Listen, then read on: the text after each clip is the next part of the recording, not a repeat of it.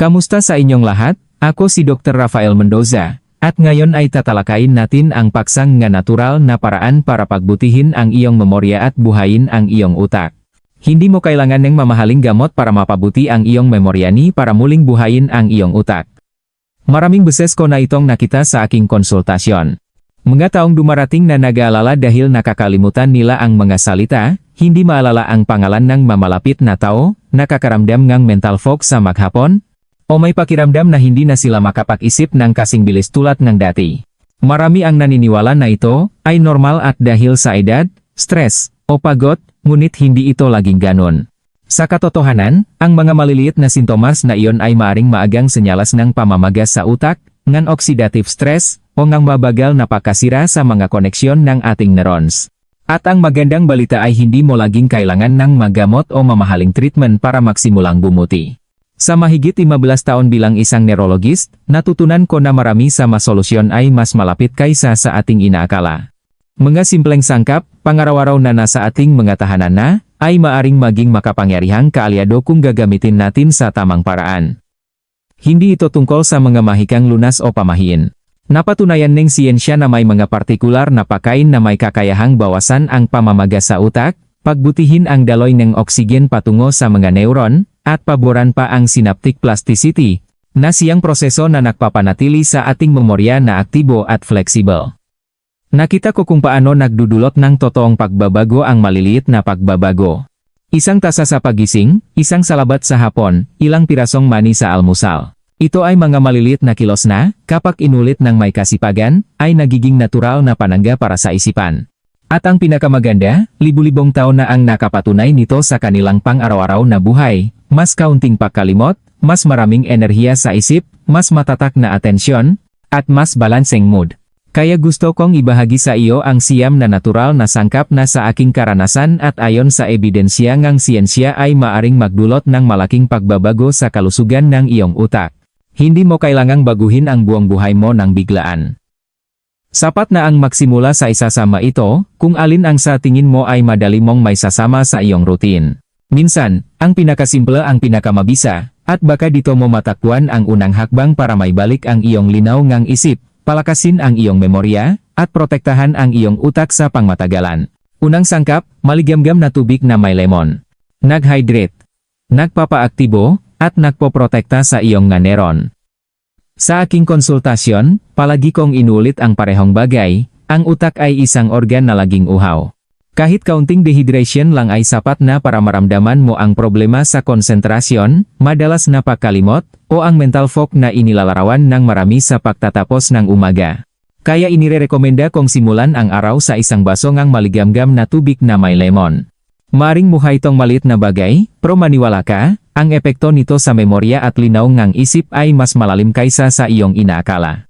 Ang maligamgam na tubig ay nagpapaaktibo sa digestive system at tumutulong na alisin ang matoksin na naipon sa gabi. Samantala, ang lemon ay nagbibigay ng vitamin C at flavonoid antioxidants na mahalaga para protektahan ang nga neuron laban sa oxidative damage, isa sa mga pangunahing sanhi ngang pagtanda ngang utak. Bukod dito, ang vitamin C ay kasama sa pagbuangam nga neurotransmitter tulad ng dopamine at norepinephrine na nakakaimpluwensya sa iyong motibasyon, enerhiya, at working memory. Hindi nakataon na maraming pag-aral ang nakakitang direktang ugnayan sa pagitan ng mas mataas na pagkonsumo ng vitamin C at mas mababang panganib ng cognitive decline sa mga matatanda. Ang paghahanda ay napakasimple. Pigaing lang ang kalahating lemon sa isang tasangang maligamgam na tubig, iwasang masyadong mainit para hindi masira ang mangga compound nito. Ang rekomendasyon ko ay gawin ito habang walang laman ang tiyan, kahit 5 beses sa isang linggo. Hindi kailangang lagyan ng asukal. Kung gusto mong baguhin ang lasa, maari kang magdagdag ng ilang hiwangang luya o isang kurot ng luyang dilaw, turmeric, na parehong kilala sa kanilang anti-inflammatory at neuroprotective na epekto. Ito ay isang gawin na abot kaya, matipid, at napakadaling panatilihin. Marami na akong nakitang kaso kung saan ang simpleng ritual na ito ay nagdulot ng malaking pagkakaiba. Naalala ko si Maria, isang 55 taong gulang na pasyente na lumapit sa akin dahil nag-alala sa kanyang pagiging makakalimutin at sa palaging pakiramdam ngang pagod sa isip. Iminungkahi ko sa kanya na magsimula sa isang simpleng bagay tulad ng isang baso ngang maligamgam na tubig na may lemon tuwing umaga. Pagkatapos ngang ilang linggo, sinabi niya sa akin na hindi lang bumuti ang kanyang panunaw, kundi naramdaman din niyang mas malinaw at organisado ang kanyang isip, na may mas matatak na memorya. Ito ay isang maliit na pagbabago, ngunit sapat na para buksan ang pinto sa iba pang mapagpapabuti sa kanyang pamumuhay. Hindi ko gustong, isipin mo ito bilang isang milagrosong lunas laban sa dementia. Ang gusto kong maintindihan mo ay ang pagiging konsisten sa ganitong uri niyang ngagawi ay lumilikhan ngang isang mas paborableng kapaligiran para sa utak na manatiling bata at aktibo. Ang isang baso nga maligamgam na tubig na may lemon ay hindi malulutas ang lahat ng iyong problema sa memorya, ngunit maaari itong maging unang hakbang patungo sa isang utak na mas malinaw, mas protektado, at mas matatawag sa paglipas ng mga taon. Ikalawang sangkap, kanela cinnamon. Nagre-regulate ng asukal at nagpoprotekta sa memorya. Ang kanela ay isa sa mapampalasa na iniugnay na marami sa madesert o sa masarap na kape, ngunit sa totoo lang, mayroon itong mas malalim na papel sa kalusugan ng utak. Madalas ko itong inirekomenda dahil naglalaman ito ng compound tulad ng cinnamaldehyde, na hindi lang nagre-regulate ng glucose sa dugo, kundi binabawasan din ang pamamaga sa utak. At baka hindi mo alam, ang pagpapanatiling ng matatak na antas ng asukal ay isa sa pinakamahusay na estratehiya para alagaan ang memorya. Kapag ang glucose ay biglaang tumataas at bumababa, ang mga neuron ay sumasailalim sa oxidative stress na sa katagalan ay nakakasira sa kanilang nga koneksyon. Ito, sa paglipas ng panahon, ay maaring magpabilis ng cognitive decline. Sa ilang mapananaliksik, naobserbahan na ang kanela ay nagpapabuti sa sensitivity sa insulin, na nangahulugang tinutulungan nito ang utak na mas mahusay na gamitin ang enerhiyang natatanggap nito. At ang isang utak na mahusay na pinapakain na may matatak na metabolismo ay gumagana ng mas malinaw. Bukod pa rito, ipinakita ng mga klinikal na pag-aral na ang araw-araw na pagkonsumo ng dala ay maaring magpabuti ng visual memory at bilis ng reaksyon, lalo na sa mga matatanda. Nakita rin na nakakatulong ito na bawasan ang pag-ipon ng mga mapaminsalang protina sa utak, tulad ng beta-amyloid, na may kaugnayan sa Alzheimer's disease. Ang paraan ng pagsasama nito ay napakasimple. Hindi mo kailangan ng malalaking dami. Karaniwan kong inirekomenda ang kalahati hanggang isang kutsarita bawat araw, mas mabuti kung ito ay nasa anyong pulbos para mas madaling maabsorb. Maari mo itong idagdag sa taa, yogurt, oatmeal, sa isang smoothie, o kahit ibudbot sa kape o taa. Ang mahalaga ay hindi ang sobrang dami, kundi ang pagiging konsisten. Dahan-dahan. Ang simpleng kilos na ito ay tumutulong na patatagin ang mental na enerhiya sa buong araw, binabawasan ang pagod, at nag-aalok ng dagdag na suporta sa memorya. Naalala ko ang kaso ni Jose, isang 60 taong gulang na pasyente na maraming oras nagtatrabaho sa harap ng komputer at nagrereklamo ng madalas napakalimot at palaging pakiramdam ng pagod sa isip. Iminungkahi ko sa kanya na isama ang kanela sa kanyang pangaraw-araw na almusal, na hinalo sa kanyang natural na yogurt. Pagkatapos ng ilang linggo, bumuti ang kanyang nabilang ng glucose at, higit sa lahat, sinabi niya sa akin na mas gising siya sa umaga at mas malinaw ang kanyang isip para harapin ang kanyang nagawain. Hindi niya binago ng husto ang kanyang pamumuhay, nagdagdag lamang siya ang isang simple at palagiang gawi. Iyon ang gusto kong iparating sa iyo. Ang kanela ay hindi isang mahiwagang lunas, ngunit isang tahimik na kaalyado para protektahan ang iyong memorya at panatilihing mas bata ang iyong utak. Ipinapakita sa atin ng kasalukuyang neuroscience na ang malilit na pangaraw-araw na gawi ang tunay na pundasyon ng pag-iwas, at sa kasong ito, ang isang kurot ng kanela araw-araw ay maaring magdulot ng tunay na pagkaiba sa iyong mental na enerhiya at sa iyong kakayahang makaalala. Ikatlong sangkap, sariwang luya. Nagpapaaktibo ng sirkulasyon sa utak at binabawasan ang pamamaga. Ang luya ay isa sa aking mga paboritong sangkap kapag pinag-usapan ang kalusugan ng utak. Maraming tao ang nakakakilala dito dahil sa mga benepisyo nito sa panunaw, ngunit ilan lang ang nakakalam ng epekto nito sa daloy ng dugo patungo sa utak at sa pamamaga na nagpapabilis ng cognitive decline. Ang luya ay naglalaman ng mga compound na tinatawag na gingerols at shogals na may malakas na anti-inflammatory at antioxidant properties. Ang mga compound na ito ay tumutulong na bawasan ang oxidative damage na dinaranas ng mga neuron sa paglipas ng mga taon at nagpapabuti ng mikrotsirkulasyon sa utak, na nangangahulugang mas maraming oxygen at sustansya ang nakakarating kung saan ito pinakakailangan. Isa sa mga pinaka-interesantang epekto ng luya ay ang kakayahan nitong maging vasodilator. Sa pamamagitan ng pagre-relax ng mga daluyan ng dugo, pinapadali nito ang mas tuloy-tuloy na daloy patungo sa utak. Ito ay hindi lamang nagpapabuti ngang konsentrasyon at short-term memory, kundi maaari ring maiwasan ang ngayugto ngang pakahilo o pakapagot ngang isip na naugnay sa hindi sapat na daloy ng dugo. Bukod pa rito, ang thermogenic action nito ay nagpapaaktibo ng metabolismo at tumutulong sa pag-alis ng mga toxin, isang bagay na lalong mahalaga sa mataong dumaranas ngang talamak na pagkapagot ng isip o man pakiramdam ng kabagalan sa pag-isip. Sinusuportahan ng ebidensyang siyentipiko ang nakikita ko sa aking klinikal na practice. Isang pag-aaral na inilatala sa Evidence-Based Complementary and Alternative Medicine ay nagpakita na ang regular na pagkonsumo ngang luya sa makababayhan sa katanghaliang gulang ay nagpabuti ngang working memory at sustained attention. At hindi ito maliit na bagay. Ang working memory ang ginagamit natin araw-araw para matandaan ang nga numero nga telepono, listahan ngang gagawain, o simpleng nga tagubilin. Ang pagpapanatiling aktibo nito ay susi upang maiwasan ang cognitive decline. Ang paraan ng pagsasama nito ay simple at maraming gamit.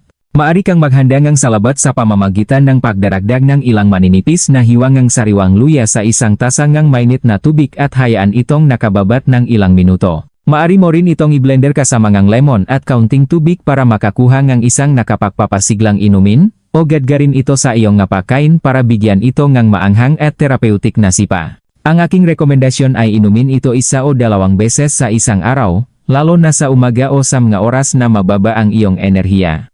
Naalala ko ang kaso ni Ana, isang 63 taong gulang na pasyente na dumating sa aking konsultasyon na nagrereklamo ngang talfok at palaging pakiramdam ngang pagod sa pag-isip.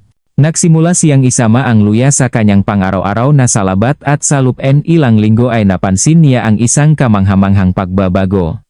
Mas malinaw na pag-isip, mas maraming enerhiya para magbasa at mag-concentrate, at mas kaunting pakalimot sa kanyang pang-araw-araw na buhay. Hindi niya kinailangan ng mamahaling supplements o komplikadong paggamot, isang palagyang gawi lamang na may sangkap na laging abot kaya niya. Ang luya ay hindi isang milagrosong lunas laban sa dementia, ngunit ito ay isang malaking suporta para mapanatiling aktibo, protektado, at mahusay na napapakain ang utak.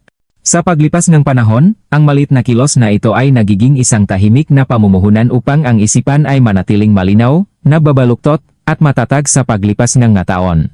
Ika-4 na sangkap, hilaw na bawang. Nagpapabuting sirkulasyon at nagpoprotekta sa mga koneksyon ng neuron. Ang bawang ay pinag-aralan sa loob ng maraming dekada dahil sa mga benepisyo nito sa kardiovaskular, ngunit ang hindi alam ng maraming tao ay mayroon din itong direktang epekto sa kalusugan ng utak. Sa aking klinikal na karanasan, isa ito sa pinakasimple at pinakamakapangyarihang kaalyado para mapanatili ang isang utak na mahusay na napapakain at protektado. Ang bawang ay naglalaman ng isang compound na tinatawag na allicin, na inilalabas kapag dinudurok o tinatatat natin ito ng hilaw.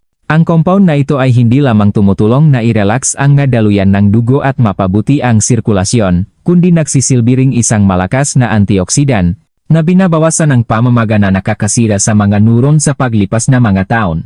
Bakit ito napakahalaga para sa utak? Dahil ang daloy ng dugo sa utak ang susi sa memorya at konsentrasyon. Kapag hindi mayos ang daloy ng dugo, lumilitaw ang pagkalimot, kabagalan sa pag-isip, at sa pangmatagalan, mas malaking panganib ng cognitive decline. Pinapabuti ngang bawang ang daloy na iyon sa pamamagitan ng pagpapababa ng presyon ng dugo, pagbabawas ng LDL cholesterol, at pag-iwas sa pagbuo nga namuong dugo na maaring makabara sa pinakamanipis na mga daluyan na nagpapakain sa utak. Bukod pa rito, ilang pag-aral ang nagpakita na ang ilang extract ng eget garlic ay maaring makapagpabagal sa pag-ipon ng beta-amyloid plaques, isa sa makatangiang pinakakaunay sa Alzheimer's disease. Ang paraan upang masulit ang mga benepisyong ito ay simple. Ang ideal ay kumonsumo ang isang butil ng hilaw na bawang araw-araw, dinurok o tinatad, at hayaan itong magpahinga ng 10 minuto bago kainin. Ang pagpapahingang ito ay nagbibigay daan sa allicin na maging aktibo. Maari itong inumin kasama ng kaunting maligamgam na tubig, ihalo sa pulot para mapahina ang lasa, o kahit idagdag ng hilaw sa isang salad. Hindi mo kailangan ng malalaking dami. Isang butil lamang sa isang araw ng tuloy-tuloy ay sapat na upang mapansin ang mga resulta sa paglipas ng panahon. Naalala ko ang kaso ni Carlos, isang 67 taong gulang na pasyente na dumating sa akin na nag-alala sa kanyang mga resulta sa laboratorio. Mataas ang kanyang kolesterol at nagrereklamo siya sa isang memorya na lalong nagiging pabago-bago. Nagpasya siyang subukan ang natural na paraan at nagsimulang kumain ng isang butil ng hilaw na bawang tuwing umaga. Pagkatapos ng isang linggo, bumuti ang kanyang nabilangang kolesterol, ngunit ang pinaka-nakakagulat sa kanya ay tumaas din ang kanyang linaw ng isip. Sabi niya sa akin, "Dok, pakiramdam ko mas mabilis lumabas ang mga salita at hindi na ako natitigilan sa gitna ng isang pag-usap." Ang maliit na pagbabagong iyon, na pinanatili ng may disiplina, ay nagbago hindi lamang sa kanyang pisikal na kalusugan kundi pati na rin sa kanyang tiwala sa kanyang memorya. Ang bawang ay hindi kapalit ng mga medikal na paggamot kapag kinakailangan, ngunit bilang isang pangaraw-araw na gawi, ito ay isang makapangyarihang kasangkapan para mapanatili ang isang utak na mahusay ang daloy ng dugo, oxygenated, at may mas mababang panganib ng pagkasira. Maraming beses, ang tunay na gamot ay nasa mga simpleng bagay, at ito ay isa sa mga pinakamahusay na halimbawa kung paano ang pangaraw-araw ay maaring maging isang panangga para sa isipan. At tandaan, bagamat ang bawang ay isang mahusay na kaalyado para mapanatiling protektado ang iyong nga neuron, ang huling sangkap sa lahat ay walang duda, ang pinakamakapangyarihan para makoksigenateng utak at may balik ang memorya. Ikalimang sangkap, rosemary. Nagpapasigla ng memorya at nagpapabuti ng linaw ng isip. Ang rosemary ay isang halaman na iniugnay ng marami sa pagluluto lamang, ngunit sa loob ng maraming siglo, ginamit din ito bilang simbolo ng memorya. At hindi ito nakataon. Ngayon, kinukumpirma ng agham ang kung ano ang matagal ng alam ng tradisyon. Ang rosemary ay naglalaman ng compound tulad ng rosmarinic acid at ilang flavonoids na nagpapabuti sa sirkulasyon sa utak, binabawasan ang pamamaga, at pinasisigla ang aktibidad ng nervous system. Sa aking karanasan, ito ay isa sa mga pinakakapakipakinabang na natural na kalyado para sa mga nakakaramdam ng mental fog, pagkalimot, o hirap sa pagkonsentrate. Ang pinakagusto ko sa rosemary ay ang epekto nito sa microcirculation. Sa pamamagitan ng pagpapabuti ng daloy ng dugo sa mga peripheral na bahagi at sa malilit na daluyan ng utak, pinapadali nito ang pagdating ng mas maraming oxygen at sustansya sa mga neuron. Ang sobrang oxygenation na iyon ay nangangahulugan ng mas malinaw na pag-isip at pakiramdam ng tuloy-tuloy na enerhiya. Bukod dito, ang rosemary ay may tonic na epekto sa nervous system, na nangahulugang hindi lamang nito pinapakalma ang pamamaga, kundi ginigising din nito ang matsirtswit ng memorya at atensyon. Mayroon pang mga pag-aral na nagpapakita kung paano ang amoy ng essential oil ng rosemary ay maring magpabuti ng working memory at performance sa mga gawaing pang-isip. Ang pinakasimpleng paraan upang isama ito sa routine ay sa anyong ang teyasa. Inirerekomenda kong pakuluan ang isang tasa ng tubig, magdagdag ng isang sariwang sanga ng rosemary o isang kutsarita ang tuyong dahon, takpan, at hayaang magbabat ng 10 minuto bago inumin. Ang lasa nito ay herbal at nakakaginhawa, at maari mo itong pahinain ng kaunting lemon o pulot kung gusto mo.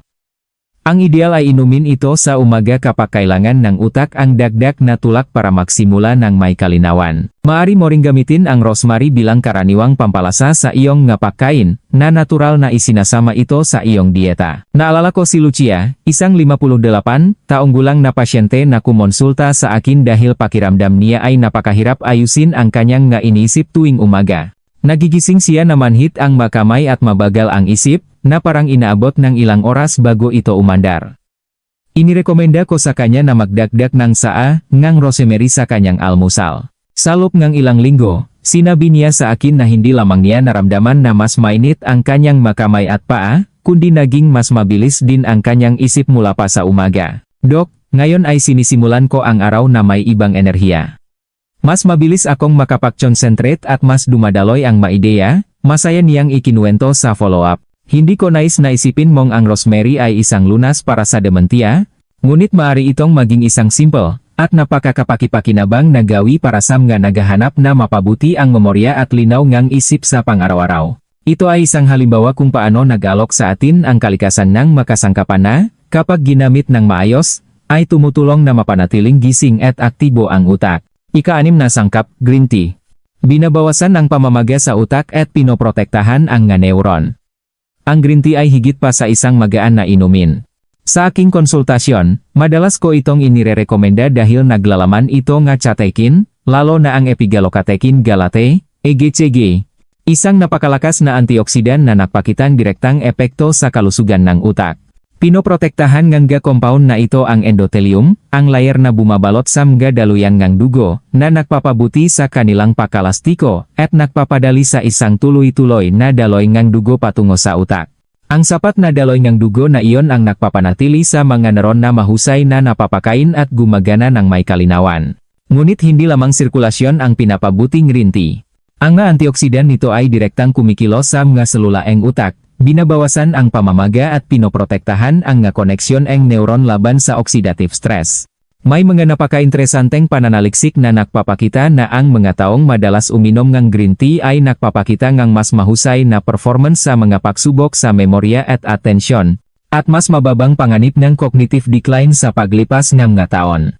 Maging ang ilang functional magnetic resonance imaging fMRI, studies ay nag-obserba na ang green tea ay nagtataguyod ng koneksyon sa pagitan ng manabahagi ng utak na naunay sa pag-aral. Ang paghahanda nito ay simple.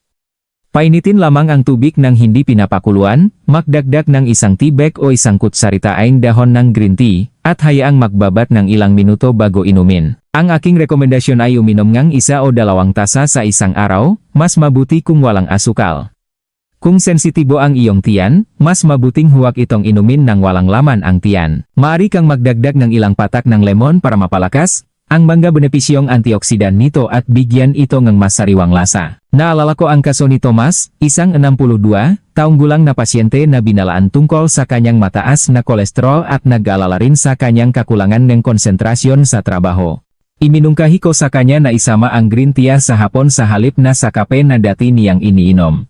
Pagkatapos ngang 3 buwan, hindi lamang bumuti ang kanyang nga bilangang kolesterol, kundi sinabi rin niya sa akin na nakaramdam siya nga mas matatak na enerhiya at mas malinaw na isipan para magbasa at mag-retain ng impormasyon. Ang maliit na pagbabagong iyon ay naging isang gawin na pinapanatili niya hanggang ngayon. Ang green tea ay hindi isang mahiwagang solusyon, ngunit isang palagiang kaalyado para sa mga gustong mapanatiling bata at protektado ang kanilang utak. Ito ay isang perpektong halimbawa kung paano ang isang simpleng bagay tulad ng isang tasa ng tsaa ay maaring maging isang pangaraw-araw na kasangkapan upang alagaan ang memorya at konsentrasyon sa pangmatagalan. Ika-7 sangkap, hilaw na beetroot na may lemon. Nagpapaaktibo ang oxygenation sa utak at ang mental na enerhiya. Kapag hindi nakakatanggap ang sapat na oksigen ang utak, mapapansin mo ito agad. Palaging pagod, hirap sa pag-concentrate, pagkalimot, o ang pakiramdam na ang lahat ay mas mahirap gawin kaysa karaniwan. Sa makasong ito, isa sa pinakamahusay na natural na kaalyado na inirerekomenda ko ay ang hilaw na beetroot. Ang matingkat na kulay nito ay salamin na ngapangyarihan nito. Puno ito nga natural na nitrate na ginagawang nitric oxide ng katawan, isang mahalagang molekula para paluwagin ang mga daluyan ng dugo at mapabuti ang daloy ng dugo patungo sa utak. At kapag ang utak ay nakakatanggap ng mas maraming oksigen at sustansya, ang linaw ng isip at memorya ay kapansin-pansing bumubuti. Ang beetroot ay mayaman din sa iron, folic acid, at antioxidants tulad ng betalain, na tumutulong na bawasan ang pamamaga at mapanatili ang isang mas paborableng kapaligiran para sa mga neuron. Kapag isinama sa lemon, ang epekto ay lumalakas. Ang lemon ay hindi lamang nagbibigay ng vitamin C, kundi pinapabuti rin nito ang pagsipsip ng iron na nasa beetroot at tumutulong na mapanatili ang pagkalastiko ng daluyan ng dugo. Ang simpleng, murang, at natural na kombinasyong ito ay maaring maging isang tunay na pampalakas ng utak. May napaka-interesanteng pag-aaral tungkol dito. Isa sa ito, na inilathala sa British Journal of Nutrition, ay nagpakita na ang araw-araw na pag-inom ng beetroot juice ay nagpapabuti sa daloy ng dugo sa utak at maaring magpataas ng aktibidad sa mga lugar na may kaugnayan sa memorya at pag-aral sa mga matatanda. Nangangahulugan ito na hindi lamang ito nakakatulong na makaroon ng mas maraming pisikal na enerhiya, kundi direktang nakaka-impluwensya rin sa mental na performance. Ang paghahanda ay napakadali. Kailangan mo lamang balatan ng isang hilaw na beetroot, hiwain ito sa mapiraso, at ay blender kasama ang katas ng kalahating lemon, at kalahating baso ng tubig. Kung gusto mo ngas makinis na texture, maari mo itong salain, bagaman karaniwan kong inirekomenda na panatilihin ang hibla para sa karagdagang benepisyo sa panunaw. Ang ideal ay inumin ito nang walang laman ang tiyan, 3 hanggang 5 beses sa isang linggo. Ito ay isang simpleng gawin na, sa pagiging konsisten, ay maring magdulot ng tunay na pagkakaiba sa siglangang utak. Naalala ko ang kaso ni Elena, isang 64 Taong gulang na pasyente na dumating sa aking konsultasyon na pagod at nag-alala dahil tila lumalala ang kanyang memorya bawat buwan. Iminungkahi ko sa kanya na idagdag ang beetroot at lemon juice na ito sa kanyang routine sa umaga. Sa loob ng ilang linggo, nagsimula siyang makapansin ng napagbabago. Mas malinaw na pag-isip, mas kaunting pagod, at isang enerhiya na matagal na niyang hindi nararamdaman. Pagkatapos ng ilang buwan, maging ang kanyang presyon ng dugo ay naging stable at sinabi niya mismo sa akin na naibalik niya ang isang sigla na akala niya ay nawala na. Ang hilaw na beetroot na may lemon ay hindi isang tiyak na lunas, ngunit isang makapangyarihang kasangkapan para mag-oksigenate ng utak at bigyan ito ng natural na tulak na kailangan nito para gumana ng mas mahusay. Minsan, ang isang simpleng baso ay maaring maging pakakaiba sa pagitan ng isang mabigat na araw at isang araw na puno ng mental na enerhiya. Ikawalong sangkap, luyang dilaw, turmeric. Binabawasan ang pamamaga sa utak at pinoprotektahan ang memorya. Ang luyang dilaw ay isa sa mapampalasa na pinakaralan sa manakaraang taon dahil sa epekto nito sa kalusugan, at ang utak ay hindi eksepsyon. Ang pangunahing sangkap nito, ang curcumin, ay may anti-inflammatory at antioksidan na epekto na napakalakas kaya't maraming mananaliksik ang ikinukumpara ito sa ilang magamot, ngunit walang mga side effect. Sa aking klinikal na karanasan, ang luyang dilaw ay partikular na kapaki-pakinabang para sa mataong dumaranas ng mental fog, pagkalimot, o pakiramdam ng pakapagod sa pag-isip. Ang pinakainteresante sa akin tungkol sa luyang dilaw ay ang kakayahan nitong tumawid sa blood-brain barrier, isang bagay na ilan lang na natural na compound ang nakakagawa. Nangangahulugan ito na ang curcumin ay direktang kumikilos sa tisyu ng utak, binabawasan ang mga proseso ng pamamaga na nakakasira sa mga neuron at nagtataguyod ng paggawa ng bagong koneksyon ng synapse. May mga pag-aral na nagpapakita na ang regular na pagkonsumo ng luyang dilaw ay maaring magpabuti ng working memory at atensyon sa mga matatanda, at kahit na bawasan ang pag-ipon ng beta-amyloid plaques, isa sa makatangyang pinakakaunay sa Alzheimer's disease. Ang pinakasimpleng paraan upang isama ito ay sa pamamagitan ng dieta. Maaring magdagdag ng isang kutsarita ng pulbos ng luyang dilaw sa masabaw, ulam, o smoothie. Gayunpaman, may isang mahalagang detalye. Upang maabsorb ng katawan ng maayos ang curcumin, kailangan itong samahan ng isang kurot ng itim na paminta at isang mapakukunan ng malusok na taba, tulad ng olive oil o avocado. Sa ganitong paraan, ang bioavailability nito ay tumataas ng hanggang 20 beses. Personal kong inirekomenda na ubusin ito sa ganitong paraan ng ilang beses sa isang linggo ng tuloy-tuloy upang makakuhang tunay na mga resulta. Naalala ko ang kaso ni Teresa, isang 61 taong gulang na pasyente na dumating sa aking konsultasyon na nag-alala dahil nakakalimutan niya ang appointment, magulo ang isip, at pagod na pagod sa pagtatapos ng hapon. Iminungkahi ko sa kanya na isama ang luyang dilaw sa kanyang pangaraw-araw na pagkain, idinadagdag ito sa kanyang nasabaw at sa isang smoothie na karaniwan niyang inihahanda sa umaga. Sa loob ng ilang linggo, nagsimula siyang makapansin ng mas malinaw na pag-isip at mas matatak na memorya. Sa paglipas ng panahon, inamin niya sa akin na mas panatak na siya sa kanyang pangaraw-araw na buhay dahil wala na siyang mapakalimot na labis niyang ikinababahala. Ang luyang dilaw ay hindi isang milagrosong lunas, ngunit isang napakalakas na kasangkapan upang mapanatiling bata at protektado ang utak laban sa pagkasira. Ito ay isang malinaw na halimbawa kung paano nag-alok sa atin ang kalikasan ng compound na may tunay na epekto sa kalusugan ng pag-isip, basta tayo ay konsisten sa paggamit nito.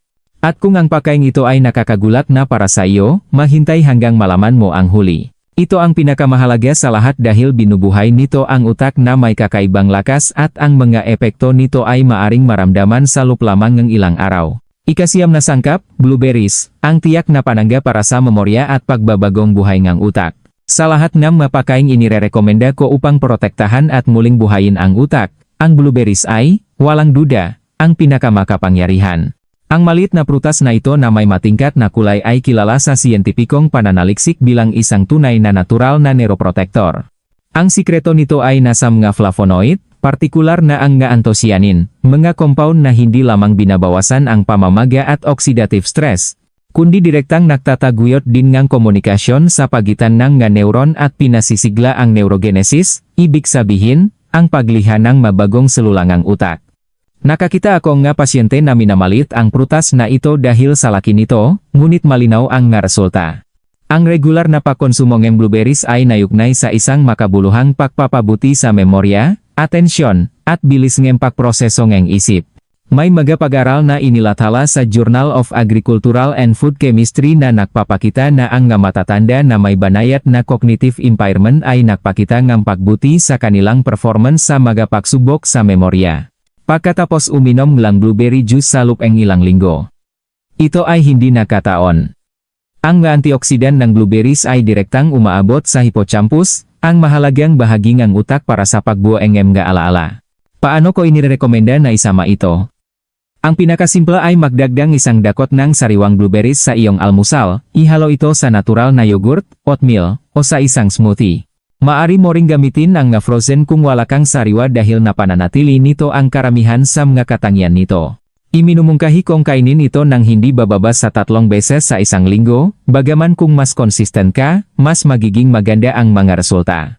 Ang mahalaga ay maging bahagi ito ng iyong routine at hindi lamang isang paminsan-minsang pagkain. Naalala ko si Rosa, isang 68 taong gulang na pasyente na dumating sa aking konsultasyon na may malaking takot.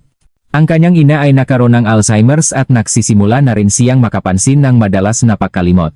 Nagpasya siyang magsimula sa isang simpleng bagay, isama ang blueberries 3 beses sa isang linggo sa kanyang almusal. Pagkatapos ng ilang buwan, sinabi niya sa akin na napansin niyang mas gising ang kanyang isip, mas madali para sa kanya na matuto nga bagong bagay, at nabawasan ang kanyang pang-araw-araw na pagkalimot. Bagamat hindi nawawala ang panganib sa genetika, binigyan siyang blueberries ang tiwala na may ginagawa siyang totu para protektahan ang kanyang utak. Gusto kong maintindihan mo ito, ang blueberries ay hindi isang himala o isang ganap na garantiya laban sa dementia, ngunit ito ay kumakatawan sa isa sa mga pinakamahusay na natural na paraan upang bigyan ang iyong utak ng isang proteksyon na pananggaat, sa parehong oras, isang tulak para sa pagbabagong buhay. Kasama ngang iba pang nga sangkap na ating nakita, bumubuo sila ngang isang hanay nga simple, pangaraw-araw na gawin na maring magbago sa landas ng iyong kalusugang pangkaisipan. At ang pinakamahalaga, hindi mo kailangang gawin lahat ng sabay-sabay. Magsimula sa isa. Maaring ito ay isang baso ng maligamgam na tubig na may lemon, isang kurot ng luyang dilaw sa iyong pagkain, o isang dakot ng blueberries sa iyong almusal. Ang mahalaga ay ang pagiging konsisten, dahil sa huli, ang pagbabagong buhay ng utak ay hindi nakasalalay sa isang malaking kilos, kundi sa mga maliliit na pangaraw-araw na desisyon na kapag pinagsama-sama ay lumilikha ng pagkakaiba sa pagitan ng isang isip na humihina at isang isip na nananatiling buhay, mabilis, at malinaw. Ang pag-alaga sa iyong utak ay hindi komplikado, kailangan lamang ng pagiging konsisten sa maliliit na pangaraw-araw na gawi.